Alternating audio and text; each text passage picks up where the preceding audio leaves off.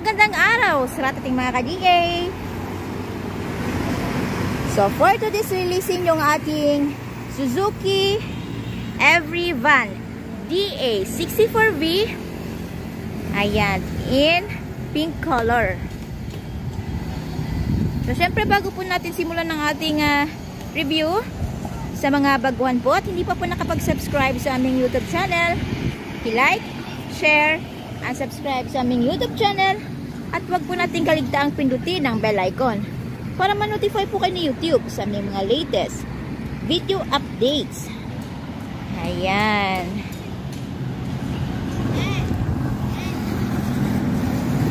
So, this is a basic setup lang po ito mga ka-DA. Ang add-on lang po ni buyer dito is yung kanyang carrier at saka yung ating extra back seat. Yan. So, syempre, Q6C engine, 12 valves, 660cc po. So, ayan, naka-hub cover lang po siya. So, later on po, pwede naman pong padagdagan ni buyer or palitan ng mags yung kanyang gulong. Syempre, brand new upholstery.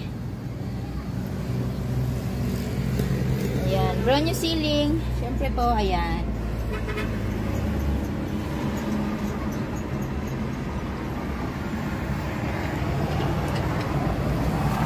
Okay. Ayan yung ating converted dashboard. Start natin. Ayan. Ayan. Automatic transmission. Nandito yung kanyang gear.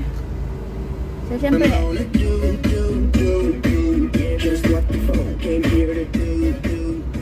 ayan, yung kanyang LCD touchscreen. At syempre, mayroon din po siyang backing camera. Ayan. So, with aircon, nandito yung kanyang aircon button. So, yung blower adjustment. Ayan. Ayan. So, ayan.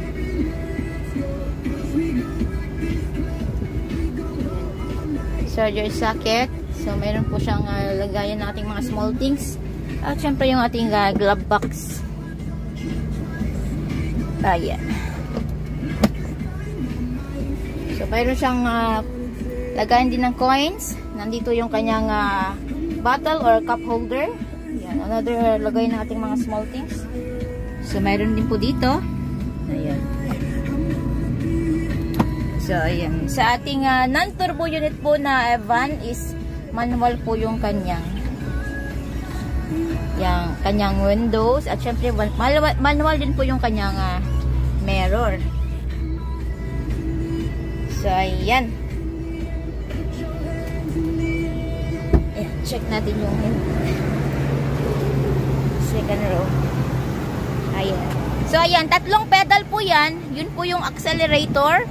Yung brake, ito po yung kanyang foot brake. Ito po yung ginagamit natin pag halimbawa po nakapark na yung ating mga unit at kung gusto po natin ng double safety, pwede nyo po i-engage ito.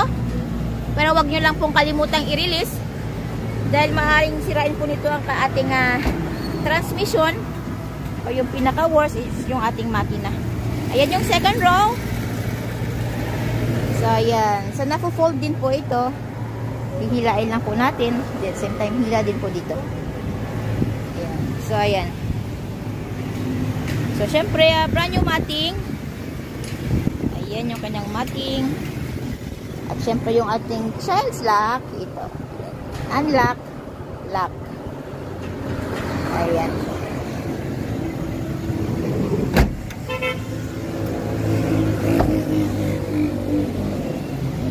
Sa mga ka-DA, list of inclusion po natin yung ating brand new battery, syempre brand new upholstery, brand new ceiling, brand new engine oil, gear oil, brake oil.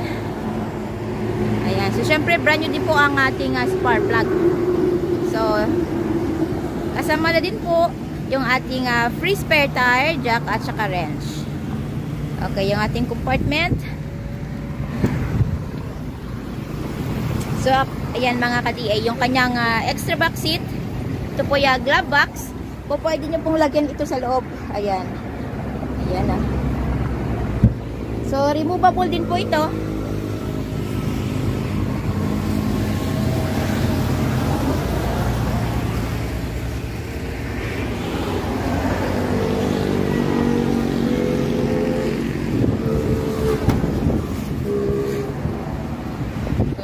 So, syempre po, available po tayo sa made-to-order basis.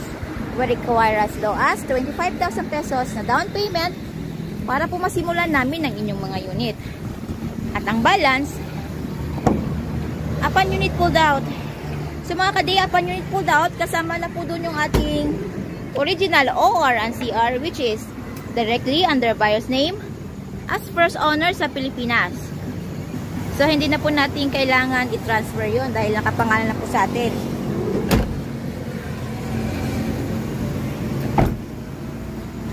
So, ayan. Siyempre, po pwede din po kayong pumili ng inyong mga paboritong kulay.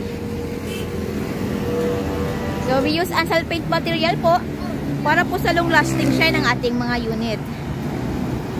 And we do shipping din po nationwide. Port to port lang po tayo.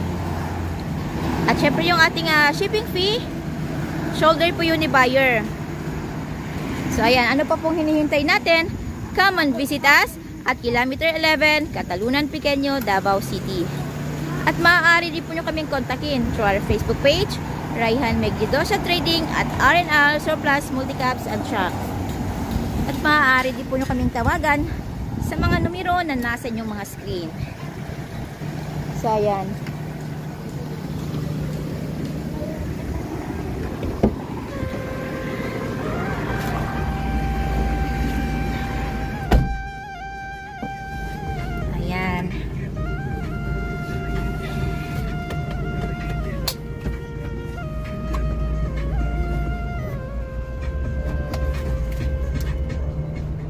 So, uulitin ko po, please like, share, and subscribe sa aming YouTube channel, Multicab TV.